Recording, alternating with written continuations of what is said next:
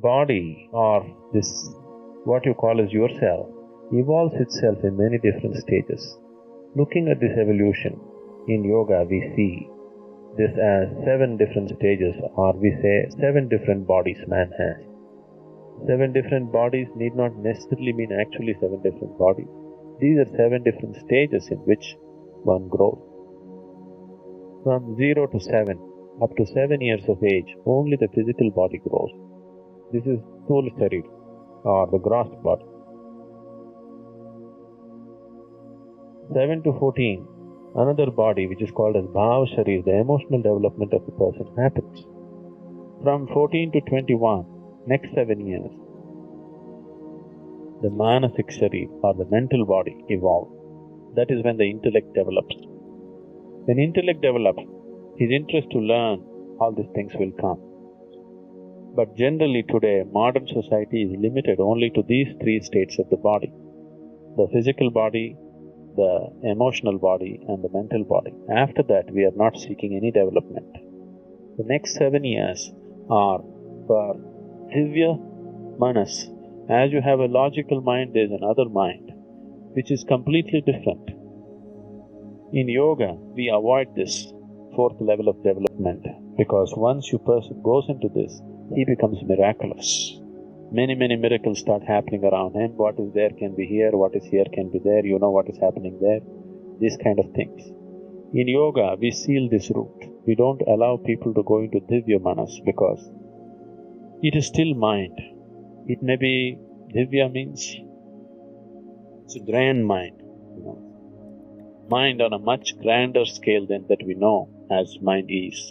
Once you enter this mind, you know everything, not everything, but when compared to other people, you look like a miracle. Once this happens, people generally lose the next stage of development. Most people will not have the maturity to just push it aside and go ahead. They will always get entangled with this. This is still a psychic state. Now you can do telepathy, you can do telekinesis, all these things, these are Divya Manas.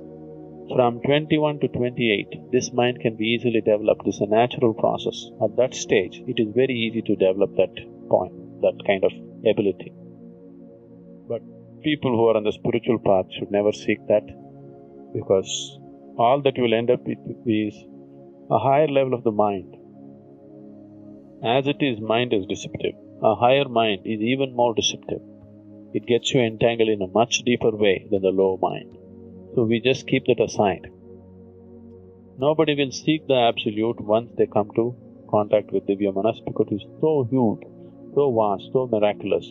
It feels like God. You don't need anything more. That's a kind of feeling that it creates. But it also brings immense suffering, as normally a person who goes into Divya Manas, after 47, 48 years of life, tremendous amount of suffering is brought about. On the path of yoga, we are trying to bypass a few things and go always to complete emptiness, total dissolution, because till then the job is not done. Once we approach spirituality as a science, then we are not looking for entertainment on the path. Whatever little things happen, we are only looking at it as a stepping stone for something bigger that can happen. We are never looking at it as a big entertainment and getting enamored with that, which is very important. Little people feel like this in meditation, they are thrilled. And you find within 2 months they're again down.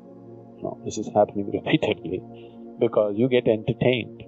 Don't get entertained with what is happening. Whatever is happening, our thing is only to reach the goal. Once a person has chosen the spiritual path, the way he sits, the way he stands, the way he eats, the way he speaks, the way he thinks and the way he lives, everything has to be spiritual.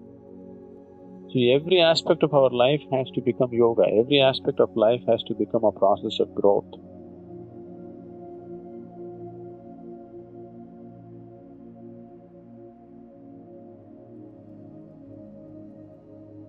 Sometimes when we hear about things that feel mysterious or beyond logic, it stirs something deep within us. It can leave us curious, amazed, or even a little unsettled, and that's okay. These are not everyday topics and they aren't made to be understood all at once. If what you just watched sparked questions in your heart, allow those questions to simply be. Not every questions need an immediate answer. Just begin with the wonder is powerful on its own.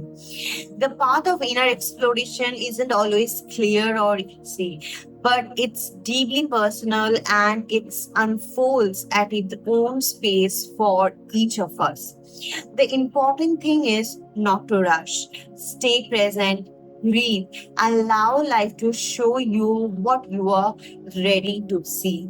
If you feel drawn to explore more, do it gently. Read, sit in silence, observe your thoughts, or simply look at the sky with a quiet heart. Transformation often begins in small, invisible ways. You are not alone in this journey. Many others are also walking their own paths in their own time. And if this phase brings you a sense of calm or insight, you are always welcome to return here. Thank you for spending this time here.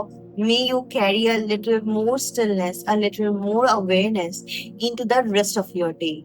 Again, do remember this is not a summary of Sadhguru's word. It is simply my interpretation of the deep wisdom he imparted. Kindly keep them separated and do not misunderstand. Thank you for joining, and we will see you tomorrow. Until then, take care. Namaskar. Chandrachud Shiv Shankar Parvati Ramana निनगे Namo Namo.